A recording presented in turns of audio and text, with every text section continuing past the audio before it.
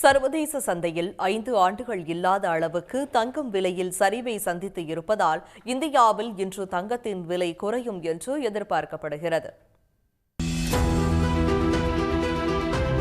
சர்வதேச பொருளாதார நிலவரத்துக்கு ஏற்ப தங்கம் விலையில் ஏற்ற இறக்கம் காணப்படுவது வழக்கம்.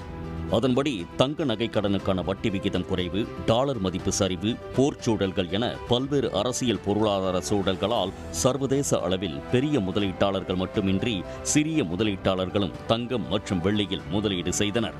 இதனால் சர்வதேச சந்தையில் தங்கத்தின் விலை ஒரு அவுன்ஸ் 4300 அமெரிக்க டாலரை தாண்டியதால் அது இந்தியாவிலும் எதிரொலித்து ஆபரண தங்கத்தின் விலை ஒரு சவரன் 96,000 ரூபாய் வரை அதிகரித்து விற்பனை செய்யப்பட்டு வருகிறது. இந்நிலையில் அமெரிக்காவில் மீண்டும் வட்டி விகிதம் குறைக்கப்படும் என்ற கணிப்பால் முதலீட்டாளர்கள் தங்களிடம் உள்ள தங்கத்தை விற்று லாபம் ஈட்டுகின்றனர்.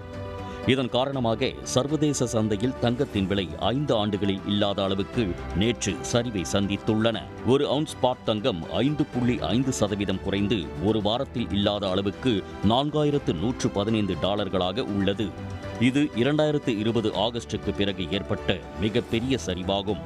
திங்களன்று சர்வதேச சந்தையில் ஒரு அவுன்ஸ் ஸ்பாட் தங்கம் 4381 டாலர்களாக இருந்த நிலையில் நேற்று 266 டாலருக்கு மேல் சரிவை சந்தித்துள்ளது.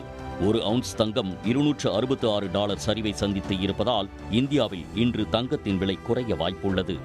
அதாவது 2000 ரூபாய் வரை தங்கத்தின் விலை குறையும் என எதிர்பார்க்கப்படுகிறது.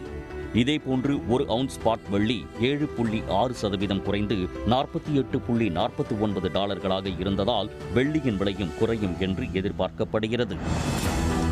உடனுக்குடன் செய்திகளை தெரிந்து கொள்ள சன் நியூஸ் பெல் ஐகானை கிளிக் பண்ணுங்க.